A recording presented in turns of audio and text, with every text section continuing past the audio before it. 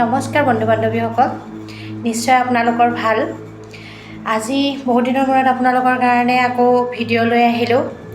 আপোনালোকৰ এটা ছুইটছৱৰ্ড লৈ আহিছোঁ, যিটো ছুইটছৱৰ্ডৰ জৰিয়তে আপোনালোকৰ কিছুমান সমস্যা সমাধান কৰিব পাৰিব।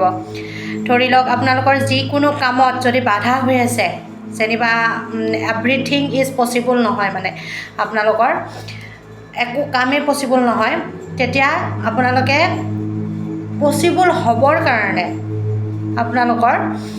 তেতিয়া আপোনালোকে এটা ছুইটছৱৰ্ড বডিৰ লেফ্ট ছাইডে হওক বা পানীত চাৰ্জ কৰি পানীৰ বটলত লিখি মই যিটো মেথড কৈছিলোঁ সেই মেথডতে হওক বা আপোনালোকে বডিৰ লেফ্ট ছাইডে ব্লেক পেনৰ বাহিৰে যিকোনো পেনেৰে আপোনালোকৰ বডিৰ লেফ্ট ছাইডে লিখি ল'ব পাৰিব এই নম্বৰটো। আৰু নহ'লে আপোনালোকে চাণ্টিঙো কৰি থাকিব পাৰিব, মাতি থাকিব পাৰিব। আৰু ইণ্টেনশ্যনটো আপোনালোকে ৰাখিব লাগিব।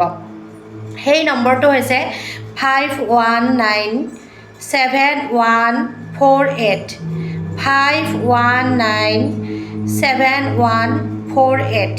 মই স্ক্ৰীণত লিখি দিম আপোনালোকক 51971485197148। এই নম্বৰটো আপোনালোকে বডিৰ লেফ্ট ছাইডে লিখিব, নহ'লে আপোনালোকে মাতি থাকিবও পাৰে, পানীত চাৰ্জ কৰিও খাব পাৰে। যিকোনো কাম আপোনালোকৰ কাৰণে পচিবল হ'বৰ কাৰণে। যদি মোৰ এই ছুইটছৱৰ্ডটো ভাল লাগিছে তেতিয়াহ'লে মোৰ এই ভিডিঅ'টো লাইক কৰিব, কমেণ্ট কৰিব আৰু শ্বেয়াৰ কৰিব।